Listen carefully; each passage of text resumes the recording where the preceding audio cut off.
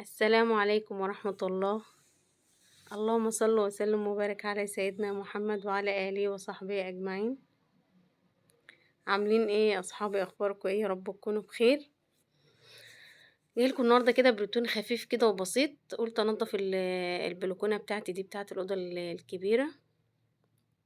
طبعا زي ما انتوا شايفين كده أنا بنضف التكييف، العصافير مبهدلالي الدنيا.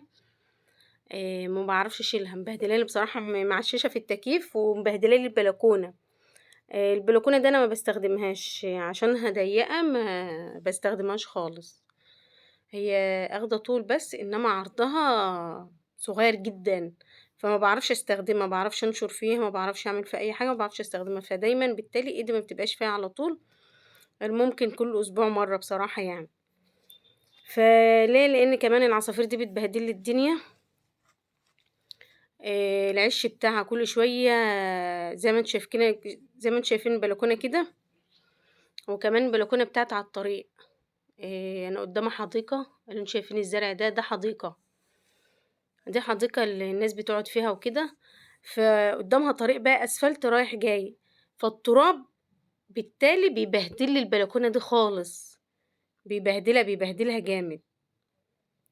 فبنضفها كل اسبوع، لان طبعا انا ما بستخدمهاش، فبنضفها كل اسبوع. اما البلكونات التانية بنضفها على طول، لاني بستخدمها، بنشر فيها، بطلع الحاجة فيها. فدايما بتبقى ايدي فيهم على طول عن البلكونه دي، لان البلكونه دي بصراحه ما بحبهاش عشانها صغيره. فقلت بقى منضفه بقى، وانضف الفتحات بتاعتها ديت، اللي هي البتاع دي، البرامق، ما اعرفش هي اسمها عندكم ايه. وحشه بصراحه، تنظيفها بيبقى صعب. فنصيحه يعني محدش يعملها، مش حلوه. بتلموا التراب، والتراب بيقف فيها، بيبقى صعب تنظيفها شويه. وبالتالي بقى قلت اما انضفها كده واعملها. قلت يعني حاجه خفيفه كده وعلى السريع يعني. كل سنة وانتم طيبين بمناسبة مولد النبي. وكل سنة وانتم طيبين بمناسبة المدارس. يلا هانت، ما عادش حاجة، حاجات بسيطة. جبتوا حاجة المدارس للأولاد ولا لسه؟ أنا بصراحة لسه ما جبتش حاجة، لسه ما خرجتش وما جبتش حاجة، الواحدة مش فاضية خالص. ما فيش عندي وقت ان انا اخرج بصراحة، فعايزة بقى، لان ما عادش في وقت، عايزة اخرج اشوف طلبات ولادي، اجيب لهم حاجتهم، واشوف اللبس بتاعهم، واشوف ناقصهم ايه عشان اجيبه لهم ان شاء الله باذن الله. وطبعا زي ما انتوا عارفين الاسعار ما شاء الله يعني في الطالع. يعني بعض ناس جابوا حاجات وقالوا لي ان الاسعار غالية قوي. فربنا معانا بقى ويلطف بينا. انا كده خلاص بقى بشطف البلكونة بقى، وهمسحها بقى وخلاص على كده. حرفيا ما بعرفش اقف فيها، عشان انا صغيرة، فما بعرفش ان انا استخدمها، ما بعرفش اقف فيها بصراحة يعني. فبالتالي ما بعرفش ان انا اطلع فيها حاجة او انشر او كده او كده، فبسيبها بقى بس.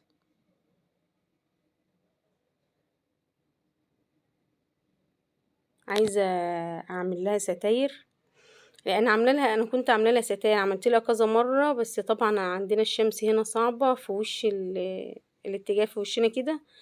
فبالتالي بتدوب الستاير على طول، بتدوبها بدري. فعندي الستاير متبهدله بصراحه، دي موجوده بس متبهدله، عايزه ان شاء الله شويه كده ما الدنيا تظبط كده باذن الله اعمل ستاير للبلكونات. هي بتمنع التراب شويه، اما بتكون مقفوله بتمنع التراب شويه. دي بقى البلكونه التانية دي حلوه ما شاء الله، في شويه غسيل بقى. ده انا منضفه البلكونه دي بالليل، قبلها بيوم بالليل. فنضفتها وقمت بقى نشرة فيها، قلت بقى اما الم الغسيل، ودول شويه غسيل كده، قلت اما المهم، لان في العبايات بتاعتي وحاجتي، قلت اما انشرها، كنت غسلاها قلت اما انشرها.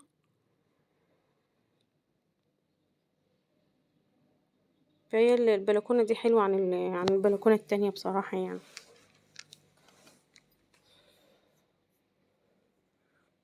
بيقولوا عاملين نظام للمدارس، ان سنه اولى ابتدائي واولى اعدادي واولى ثانوي هيروحوا اول يوم 1/10، ويوم 2/10 هيروح تانية ابتدائي وتانية إعدادي وتانية ثانوي، ومعاهم برضك أولى اللي هم أول يوم هيروحوا برضك في تاني يوم.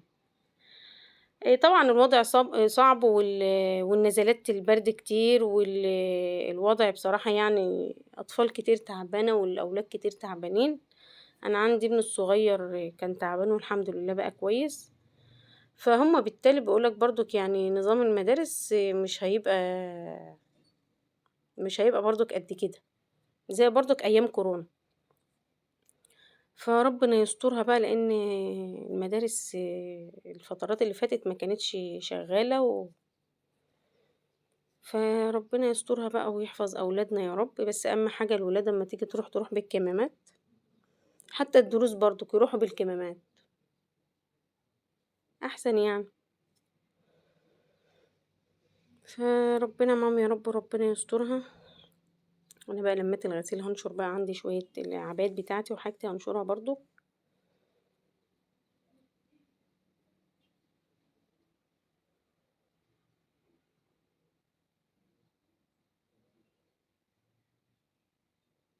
أنا عندي الشجر اللي أنتم شايفينه ده قدامي، ده مضلل على الحديقة، دي حديقة الناس بتقعد فيها والأولاد بيلعبوا فيها، بس أنا حرفيًا ما بانزلهاش، ما باحبش أنزلها بصراحة، ما باحبش الدوشة، بصراحة، ما باحبش الواحد بيحب يقعد كده ما باحبش قلق حواليّا.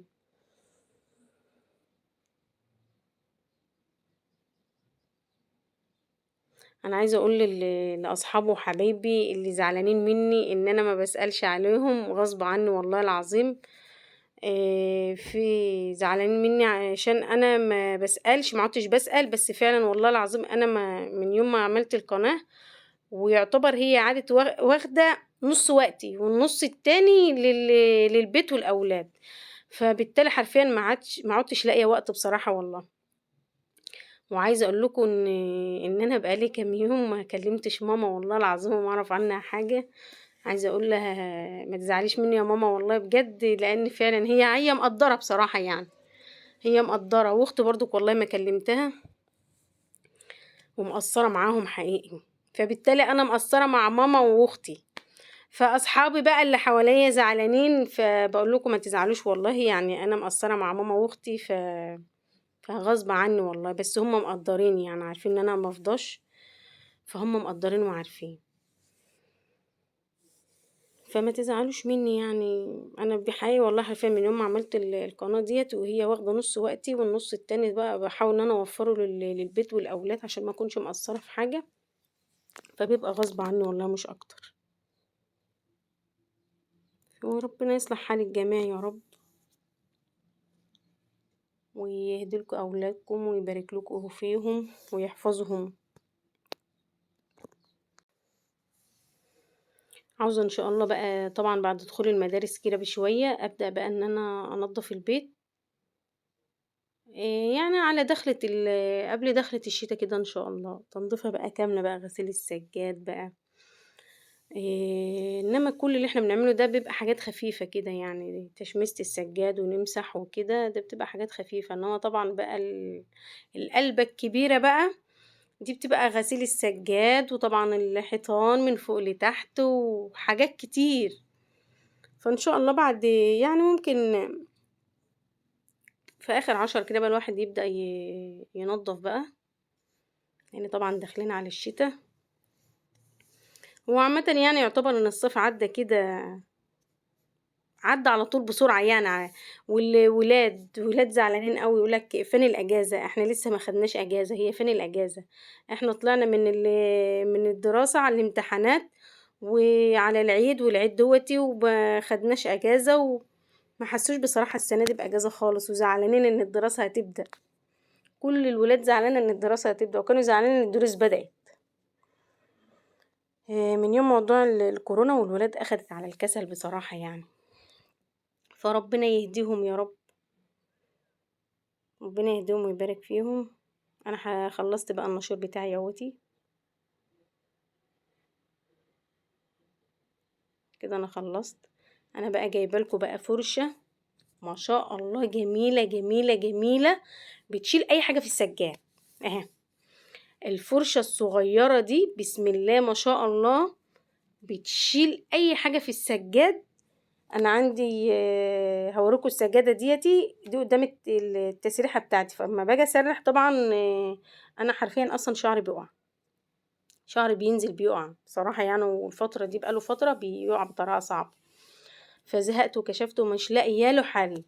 يا ريت اللي عنده اي حل اللي يقول لي عليه بجد، لو في وصفه ولا اي حاجه يقول لي عليه تساقط الشعر.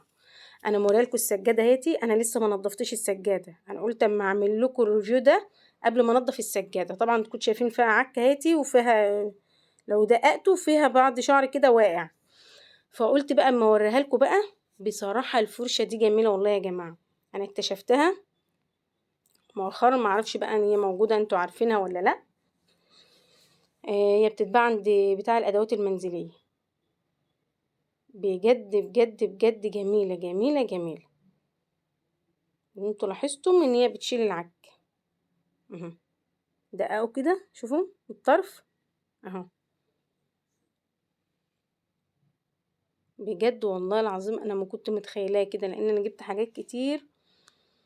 انا بالتالي عندي مقشه سلك بحاول اكنس بيها برضو قبل ما اكنس بالمكنسه، ما بتشيلش كده، والمكنسه كذلك الوضع برضو ما بتشيلش الشعر من السجاد. على فكره هي جميله في وبره الهدوم برضو، يعني انتوا ممكن تجيبوا اتنين عندكم، واحده للسجاد وواحده للوبره. هي مش غاليه، هي تقريبا ب20 جنيه باين او ب25 حاجه زي كده، بس هي جميله يعني، اسالوا عليها وهاتوها. هتشوفوا دلوقتي العك والشعر اللي في الفرشه شايفين. انا والله ما رضيت انضف السجاده، قلت اما اعمل لكم ريفيو تشوفوها، لان انا لقيتها كويسه وجميله، وقلت ان انا اقول لكم عليها افيدكم بيها برضو. اللي عارفها مفيش مشكله، واللي ما يعرفهاش يسال عليها ويجيبها. شايفين بقى، شايفين العك اللي طالع من السجاد عامل ازاي؟ هتعجبكم والله. ده كان روتين خفيف كده، حاجه سريعه كده وخفيفه كده، بس انا كنت حابه ان انا اتكلم معاكم، عشان كده عملت الفيديو ده. وكل سنة وانتم طيبين وان شاء الله ما تستنوني في فيديو جديد، وما تنسونيش في اللايك الجميل بتاعكم وكومنت حلو كده من قلبكم.